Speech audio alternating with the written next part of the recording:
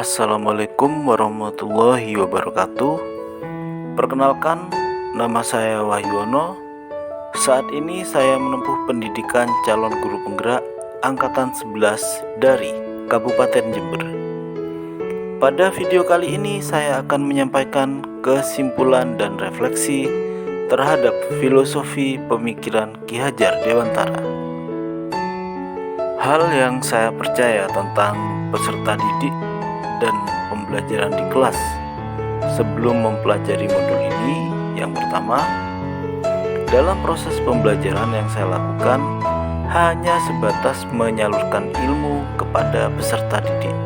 Yang kedua, ketuntasan dalam penyampaian materi lebih penting daripada memahami karakteristik peserta didik. Yang ketiga, saya menganggap peserta didik sebagai kertas kosong, sehingga pendidiklah yang mengisi kertas kosong tersebut sesuai kehendaknya. Perubahan pemikiran atau perilaku saya setelah mempelajari modul ini adalah: yang pertama, merubah pola pikir. Yang kedua, membuat pembelajaran yang menarik.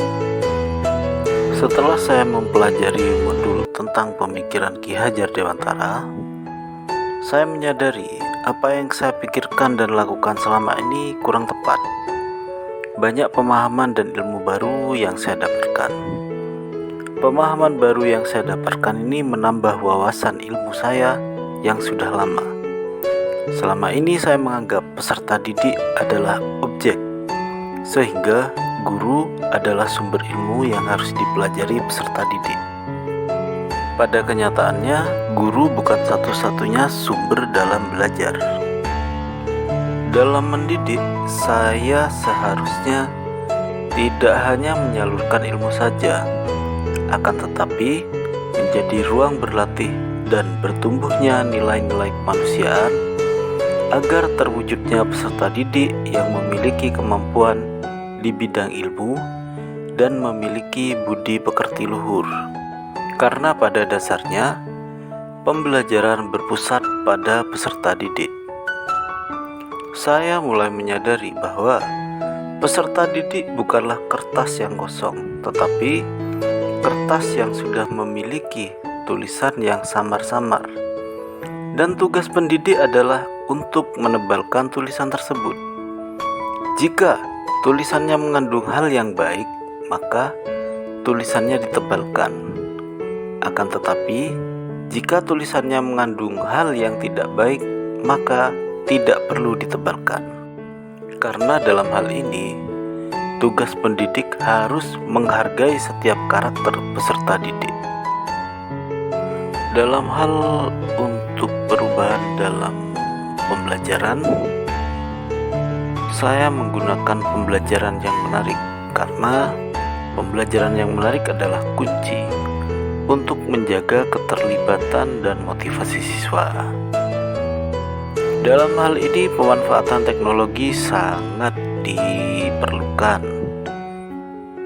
serta mengaitkan peristiwa atau situasi dalam kehidupan sehari-hari agar supaya mudah dipahami dan diterapkan oleh siswa. Selanjutnya, saya memberi kebebasan kepada siswa untuk memilih proyek sesuai dengan metode belajar mereka, sehingga dapat meningkatkan keterlibatan, motivasi, dan pemahaman mereka. Setiap siswa memiliki cara belajar yang unik, dan dengan memberikan kebebasan dalam memilih proyek dengan gaya belajar mereka, kita dapat menciptakan lingkungan belajar yang lebih inklusif dan efektif. Sebagai pendidik, kita juga harus menghargai dan memahami perbedaan model belajar siswa. Itu sangat penting untuk menciptakan lingkungan pembelajaran yang nyaman dan akan memacu perkembangan akademik peserta didik, dan juga mengembangkan keterampilan dan potensi individu secara holistik. Ini tidak hanya meningkatkan keterlibatan dan kinerja siswa, tetapi juga mempersiapkan mereka untuk menghadapi tantangan di masa depan dengan lebih baik. Hal yang dapat segera saya terapkan agar kelas mencerminkan pemikiran Ki Hajar Dewantara. Yang pertama, memahami potensi, bakat, dan minat peserta didik. Ini merupakan aspek penting dalam pendidikan yang bertujuan untuk mengoptimalkan perkembangan mereka secara menyeluruh. Setiap siswa memiliki keunikan tersendiri yang dapat dieksplorasi dan dikembangkan untuk mencapai potensi maksimal mereka. Yang kedua, menentukan tujuan pembelajaran. Menentukan tujuan pembelajaran yang jelas dan terukur adalah langkah krusial dalam merancang program pendidikan yang efektif. Tujuan pembelajaran membantu mengarahkan proses belajar mengajar, memberikan panduan bagi guru dan siswa, serta memudahkan evaluasi pencapaian hasil belajar. Dengan menetapkan tujuan pembelajaran yang jelas dan terukur, pendidik dapat memberikan arahan yang tepat bagi siswa, memaksimalkan efektivitas pembelajaran, dan memastikan bahwa semua siswa memiliki kesempatan untuk mencapai potensi penuhnya. Yang ketiga, menentukan strategi pembelajaran. Menentukan strategi pembelajaran yang tepat adalah kunci untuk menciptakan pengalaman belajar yang efektif dan menyenangkan.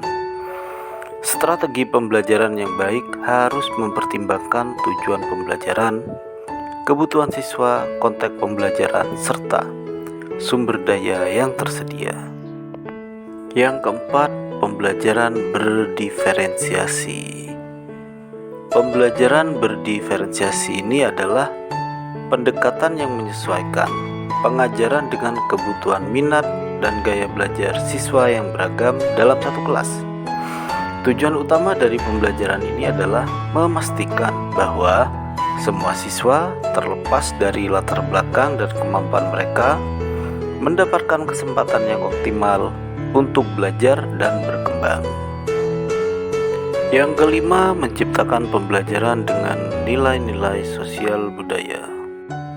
Menciptakan pembelajaran dengan nilai-nilai sosial budaya adalah langkah penting untuk membangun pemahaman siswa tentang keragaman, identitas budaya, serta membentuk karakter yang menghargai dan menghormati perbedaan. Pendekatan ini tidak hanya penting meningkatkan kesadaran siswa tentang konteks sosial mereka, tetapi juga mempersiapkan mereka untuk berinteraksi dengan dunia yang global. Dengan merancang pembelajaran yang relevan dan bermakna, guru dapat membangun pondasi yang kuat untuk siswa yang tidak hanya berprestasi secara akademis, tetapi juga memiliki karakter dan pemahaman sosial budaya yang baik.